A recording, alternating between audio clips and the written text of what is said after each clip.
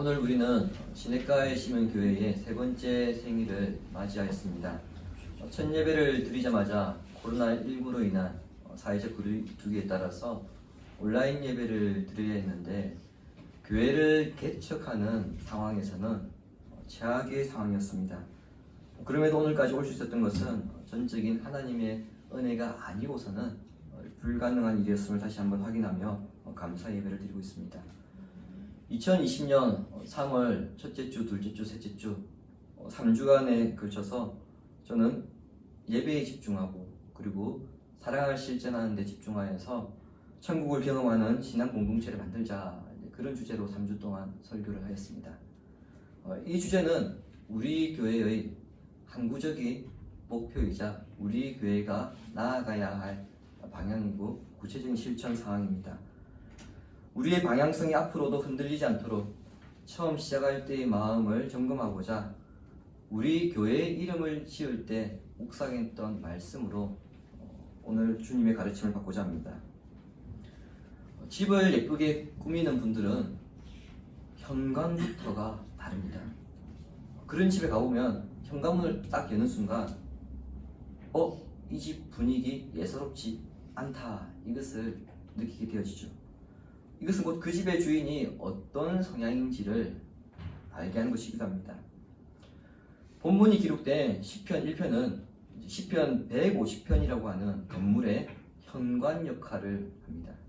따라서 시편 1편의 이 현관문을 여는 순간에 우리는 시편이 어떤 가르침을 우리에게 주고 있는가, 그것을 짐작할 수 있습니다.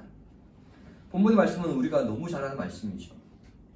특히 3절 말씀은 그 구절이 너무 아름답다 보니까 액자로 만들어져서 가게나 거실에 걸려지기도 하고요, 찬양으로 만들어져서 오랜 시간 동안 성도들의 입에서 불려지기도 했고, 우리 교회처럼 교회 이름으로도 많이 사용되고 있습니다. 그러나 잠시 뒤에 살펴보겠지만 이 시는 알면 알수록 속이 뒤집어지는 듯한 불편함이 있는 것이 사실입니다.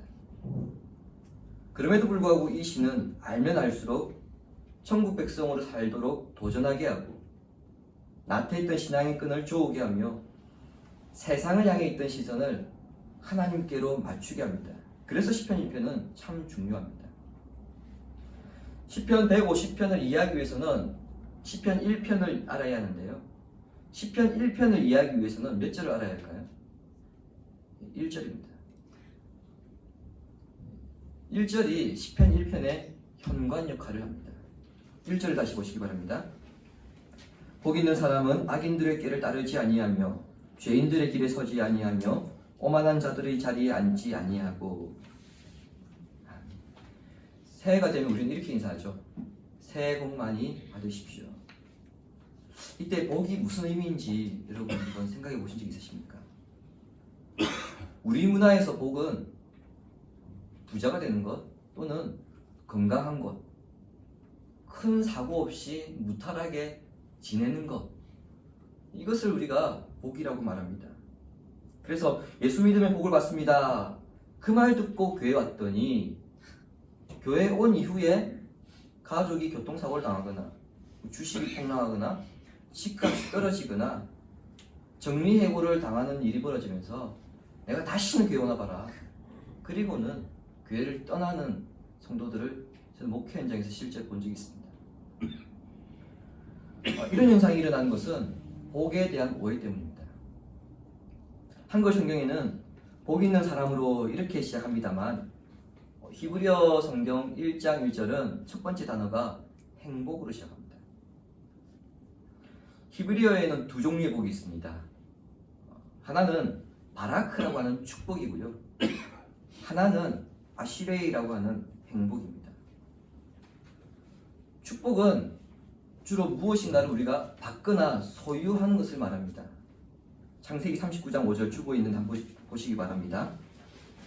그가 요셉에게 자기의 집과 그의 모든 소유물을 주관하게 한 때부터 여호와께서 요셉을 위하여 그 애굽 사람의 집에 복을 내리심으로 여호와의 복이 그의 집과 밭에 있는 모든 소유에 미친지라. 아멘. 요셉이 애굽의 종으로 팔려가서 보디발 장군의 집에 있을 때입니다. 하나님께서 요셉을 위하여 보디발 장군의 복을 주셨는데 그 복이 방금 읽었던 말씀에 의하면 무엇입니까?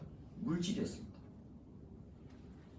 그리고 창세기 33장 11절 제가 적진 않았는데 33장 11절에는요 야곱이 밧단 아람에서 돌아와 형과 제회를 합니다. 야곱이 형 에서를 만났을 때 이렇게 이야기합니다. 하나님께서 자신에게 은혜를 베풀어서 자신의 소유가 이렇게 풍족하게 되었습니다. 이렇게 이야기하거든요. 근데 우리 한글 성경에 은혜로 번역된 이 단어가 히브리어로 바라크입니다. 축복입니다. 즉 하나님께서 나에게 축복을 하셔서 제 소유가 이렇게 풍족하게 되었습니다. 그런 의미입니다. 한국 사람에게는 이런 축복이라고 하는 의미가 더 익숙합니다. 반면에 본문에서 말하는 복은 아시레이로서요. 물질적이거나 눈에 보이는 것을 말하는 것이 아닙니다. 본문 1절에 기록된 복 있는 사람의 정확한 번역은 행복한 그 사람입니다. 행복한 그 사람. 여기서 행복이란 사람이 놓여질 수 있는 최상의 상태를 말합니다. 축복과 반대로 내적인 행복을 말하는 것인데 어떤 상황에서도 행복하게 되는 것을 말합니다. 병이 들면 복을 못 받은 것이 아니고요. 그것은 우리 문화에서는 복을 못 받은 것입니다. 그러나 오늘 이 시편 1편의 시인이 말하는 그런 관점에서 복은 병이 들었을 때 복을 못 받은 것이 아니고 그 병 때문에 내가 더 기도할 수 있어서 행복하고 실패했다면 그 실패를 통해서 내가 겸손을 배울 수 있어서 행복하며 가난하면 작은 친절에도 감사함을 느낄 수 있기 때문에 행복하다는 것입니다. 자, 이렇게 말씀드리면 이렇게 질문할 수 있죠. 어떻게 그것이 가능하냐? 그렇게 반문할 수 있습니다. 그래서 시인은 우리에게 그 답을 알려줍니다. 그 답이 1, 2절이거든요. 그런데 여기에 아이러니가 있습니다. 1, 2절은 행복한 사람에 대해서 말하고 있는 것 같은데 정작 되게 고통스럽게 사는 것처럼 보입니다. 그래서 이게 아이러니입니다. 행복한 사람은 한 사람입니다. 그런데 그 사람 주변에 있는 사람들은 어떤 사람들입니까? 죄인들, 악인들, 오만한 자들입니다. 여기서 악인들은 하나님의 언약에 참여하지 못하여서 여전히 하나님 앞에 죄 있는 상태로 살아가는 오늘날 표현으로는 불신자들입니다. 죄인들은요 몰라서든지 아니면 의도적으로든지 하나님 말씀에 불순종하는 자들을 가리킵니다. 마지막으로 오만한 자들은 의인을 조롱하고 진실함을 파괴하는 자들입니다. 아, 그렇구나. 악인들, 죄인들, 오만한 자들과 함께하지 않는 것이 행복한 삶이구나. 이렇게만 생각하면 여러분 우리는 이 시를 덮어놓고 있는 것입니다. 그런데 여러분 이렇게 생각하면 어떨까요? 우리 주변에 악인들, 죄인들, 오만한 자들을 제외하면 우리 주변에 누가 남을 것입니까? 과연 세상을 살아갈 수 있겠는가 하는 것입니다. 학교에서든 직장에서든 정치권이든 어디든 사람이 모이는 곳이면 을에 주류와 비주류가 형성됩니다. 오늘 본문의 시인 이 사람을 보십시오. 일단 주류는 아닙니다. 비주류죠. 그런데 비주류 중에서도 이 시인은 왕따입니다. 혼자죠. 자, 그렇다면 왕은 따로 놀아야 하는데 혼자 밥 먹는 것, 혼자 노는 것이 싫어서 또 혼자 돈 벌려고 하니까 도저히 이것은 돈을 벌 수 있는 방법이 없다.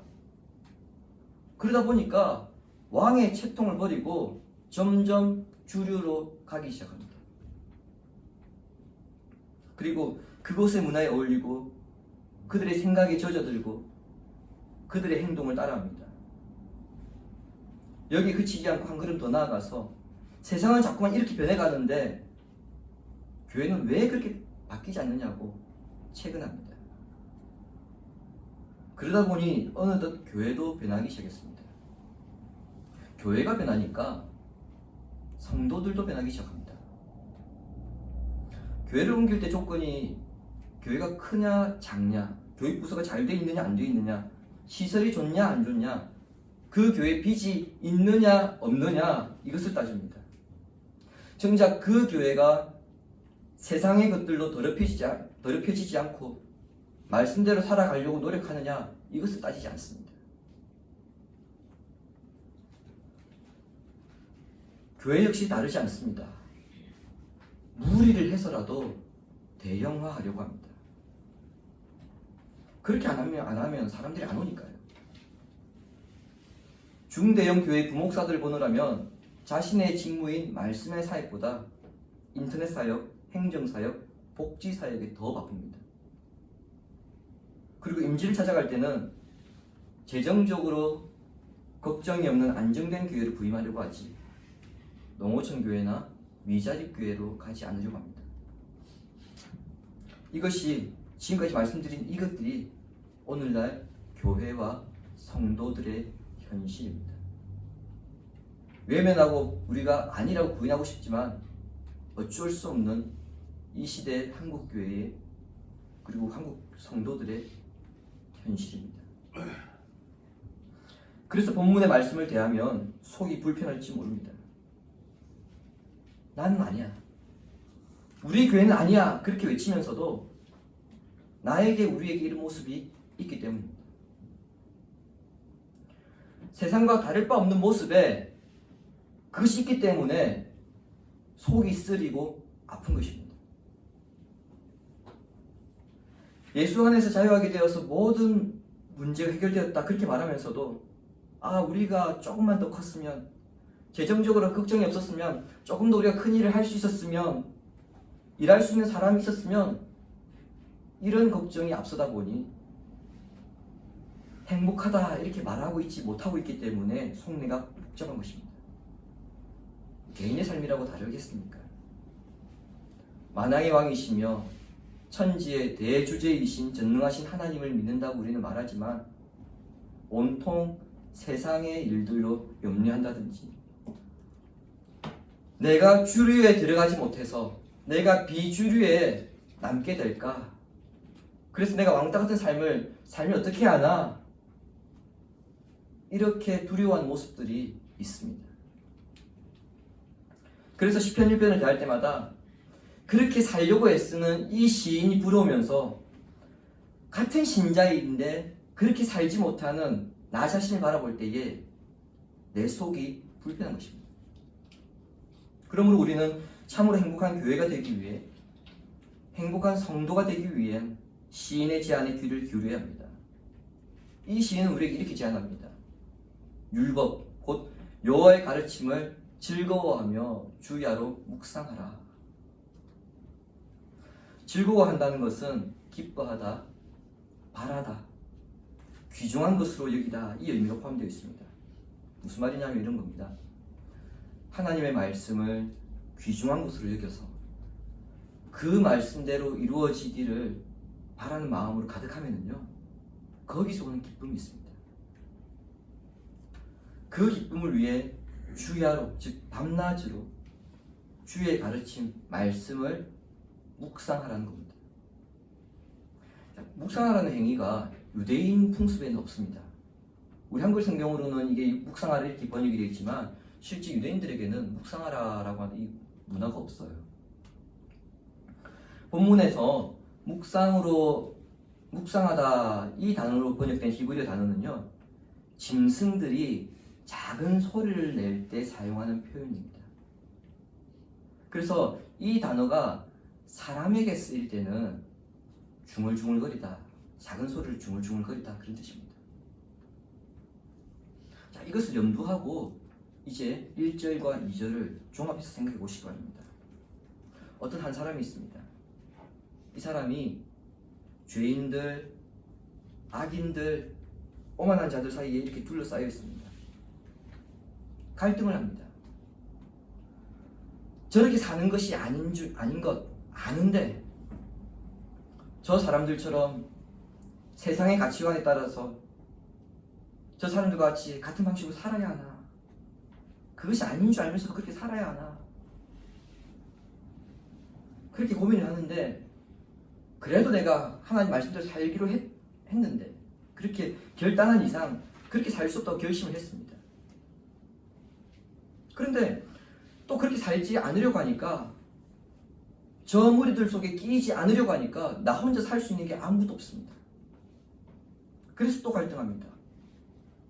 갈등하지만 이 사람은 이겨냅니다. 그 방법은 주의 말씀을 중얼중얼거리는 것입니다. 옆 사람에게 들리지 않을 정도로 중얼중얼거리는 것인데 옆에서 볼 때는 뭔가 나사 하나 빠진 사람처럼 정신 나간 사람처럼 보이는 것입니다.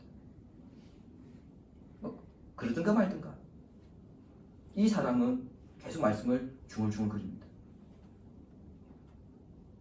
저 사람들과 어울려야지. 어떻게 세상의 문화와 가치관을 거부할 수 있냐? 그렇게 어떻게 세상 사냐?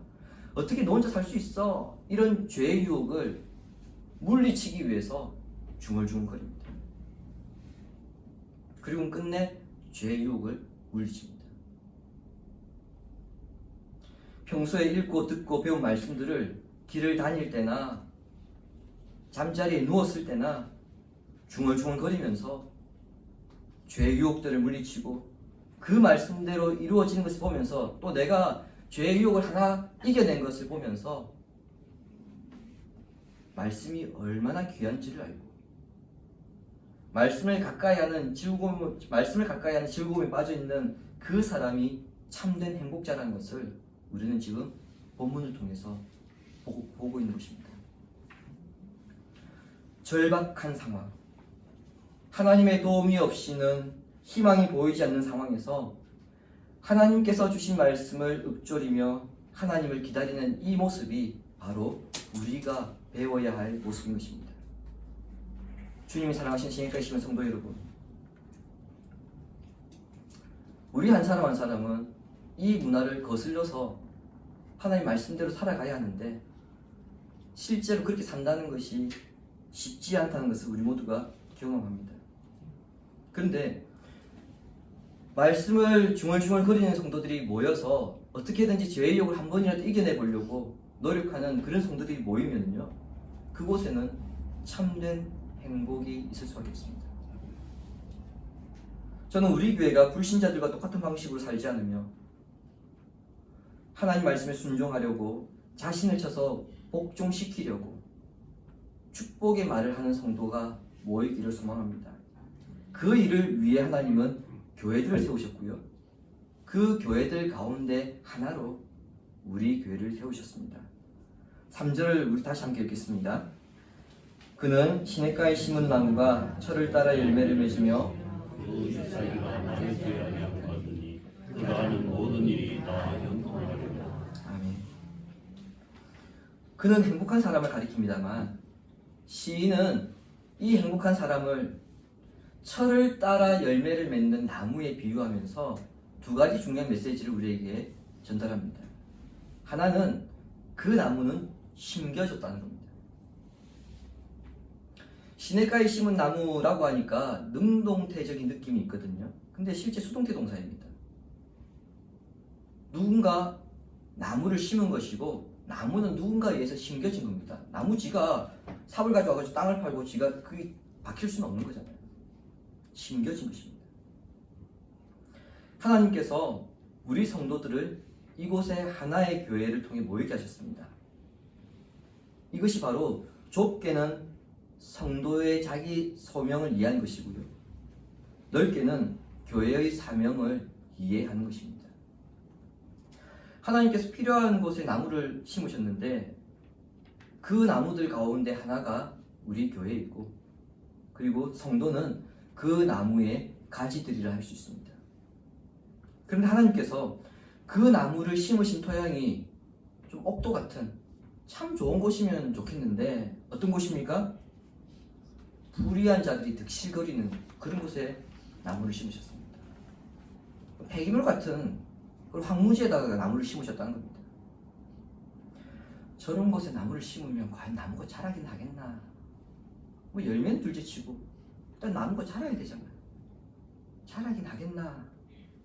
그런 생각이 드는 곳에 이 주인이 나무를 심었습니다. 근데 신기합니다.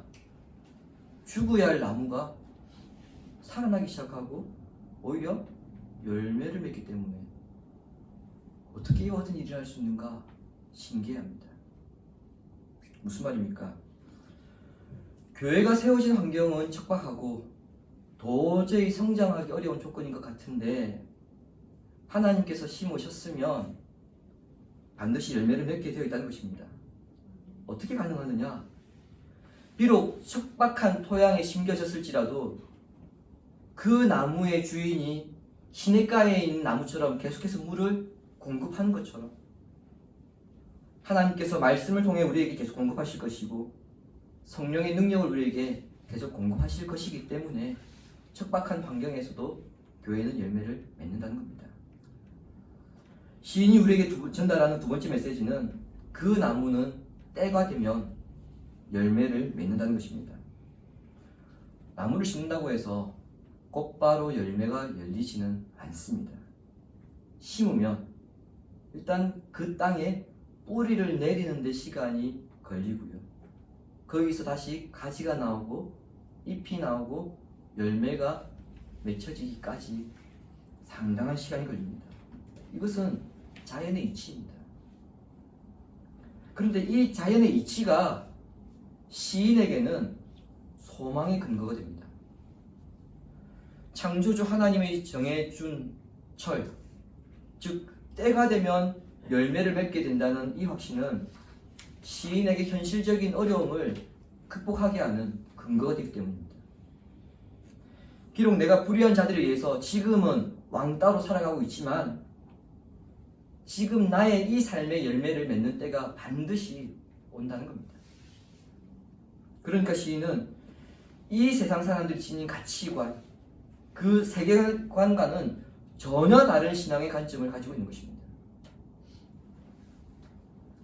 하나님께서 교회를 세우시는 과정도 마찬가지입니다. 그러므로 교회도 이런 관점을 가져야 합니다. 교회가 세워지고 교회가 교회로서 어떤 본연의 역할을 감당하기까지 많은 시간이 걸립니다. 그 시간이 참 지겹기도 하고요. 힘이 드는 것이 사실입니다. 때로는 성장이 더딘 것 같기도 하고 한 번씩 교회 안에 폭풍 같은 시험이 나타나기도 하고 기근처럼 가뭄처럼 등록 교인이 전혀 없을 때도 있습니다. 잘못 심었나 그런 생각이 들 때도 있습니다. 그 정도로 오랜 시간이 걸릴 수 있습니다. 그러나 그것은 나무가 판단할 일이 아니고요. 그 나무를 심은 주인이 판단할 몫입니다. 성도가 교회의 문제를 놓고 간절하게 기도하고 이 문제를 해결해 나가기 위해서 우리가 노력하는 것 중요합니다만 성장하지 않는 문제에 대해서 조급해하고 세상적인 방법을 동원하면서까지 어떻게든 우리가 성장시켜야 한다. 이것은 옳지 않다는 것입니다. 그 문제에 대한 고민은 하나님의 몫입니다. 하나님께 세우셨고 우리는 우리의 할 일을 하다 보면 그것이 성장하느냐 안 하느냐 열매를 맺느냐 안 맺느냐 그것은 고민은 하나님께 하신 일입니다. 오히려 교회와 성도는 카이로스 즉 하나님께서 원하시는 그 때가 언제인가를 생각하고 그때까지 주님의 말씀을 읊조리며 중얼중얼거리며 인내하는 자세가 필요합니다. 우리가 하나님의 말씀의 능력을 드러낼 그때까지 그날을 기다리며 신앙의 방향성을 잃지 않고 복음의 열매를 맺어나가도록 인내하면서 성도 간에 서로 격려하고 세워가는 것이 이 말씀 앞에서 성도가 가져야 할 바른 태도입니다. 주님 사랑하신 성도 여러분, 우리 교회에서 후원하는 울산의 무거동교회 유성기 목사님과 얼마 전 통화를 하였습니다. 현재 상황은 자신의 가족들을 제외하고 3, 4명 정도가 모여서 예배를 드리고 있는 실정입니다. 제가 물었습니다. 형님 힘들지 않습니까? 올해부터 이제 후원하는 교회가 하나씩 줄어든다고 하는데 견딜 수 있습니까? 물었더니 그래도 어쩌겠냐? 견뎌야지. 이렇게 이야기를 하시더라고요. 그러면서 그동안 몇 번의 담임 청빙이 있었다고 합니다. 그래서 제가 형님 사정을 들어보니까 노예에 교회 폐쇄 신청하시고 성도들 인근 교회를 보내시고 형님 다른 곳으로 담임 가셔도 그 누구도 형님에게 손가락질 할 사람 없습니다. 하실 만큼 하셨습니다. 제가 그렇게 말씀드렸더니 돌아오는 대답이 저로 하여금 할 말을 이렇게 만들었습니다. 왜 그렇게 생각 안 했겠냐? 몇 명 되지 않아도 함께 예배 드릴 성도가 있고 그 사람들이 말씀 듣겠다고 예배 드리겠다고 온다는데 내가 어떻게 교회 문 닫고 다른 곳으로 갈 수 있겠냐? 몇 명 되지 않아도 내 말씀을 들어줄 성도가 있고 나와 함께 예배 드릴 수 있는 성도가 있어서 행복하다. 이렇게 이야기하더라고요. 시편 1편의 시인이 말하고자 하는 참된 행복자의 모습을 저는 윤 목사님 통해서 봤습니다.